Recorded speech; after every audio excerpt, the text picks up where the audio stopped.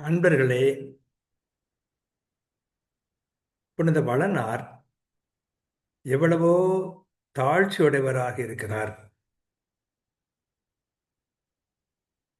இறைமகனுக்கு காவலாராக இருப்பது மட்டுமல்ல, அன்னை மரியாவுக்கும் அவர் பாதுகாவலராக இருந்தார். ஆனால் தாயையும் சேயையும் மிக உயர்ந்தவளாக கருதி பாராட்டி போற்றுகிறவளாக அவர் இருப்பதை நாம் பார்க்கிறோம். அதைத்தான் இன்றைய செய்யுளிலே நமக்கு வீரமாமுனிவர் உணர்த்துகிறார். மிக அருமையான வகையிலே போற்றி கொண்டாடுகின்ற ஒன்றாக நாம் அதை பார்க்கிறோம்.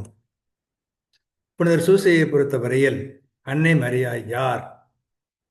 தாயும் நீ, தலைவி நீ, தாழ்விலா தயவு எல்லாம் ஏயும் நீ, பரியும் நீ, இட்ட என் குறையெல்லாம் தேயும் நீ, கருணையாம் சேயொடு அன்பு அலையினுள் தோயும் நீ, என்னையும் நீ ஆள் என்னா தொழுதுளான் என்று மகிழ்வினை படலத்திலே அவர் சொல்வதை பார்க்கிறோம்.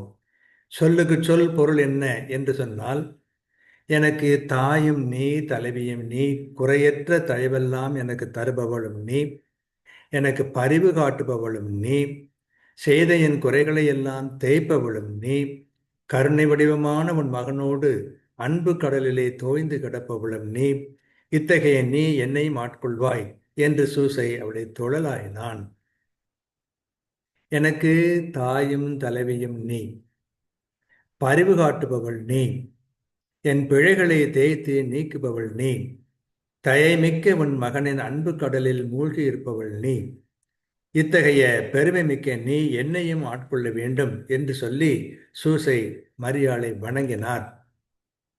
தாயினே, தலைவினே, தாழ்விலா தயவலா மேயனே, பரியுனே, இட்டவன் குறையலாம் தேயுனே, கருணையாம் சேடன் கலையனுள் தோயனே, எனையுனே யாழ் என தொழுதுளான் என்று வீரமாமுனிவர் அதை புகழ்ந்து கொண்டாடுவதை பார்க்கிறோம்.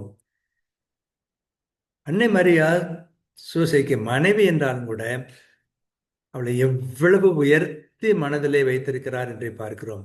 தாய், தலைவி எல்லாம் நீதான் என்று சொல்வதை பார்க்கும் பொழுது, இல்லத்தாரிடையே இப்படி கணவன் மனைவியையும் மனைவி கணவனையும் மிக உயர்ந்தவராக மனத்திலே கொண்டவர்கள் என்று சொன்னால் இல்லறம் செழிக்கும் என்பதற்கு இந்த செய்யுள் மிகச் சிறந்த எடுத்துக்காட்டாக அமையும்.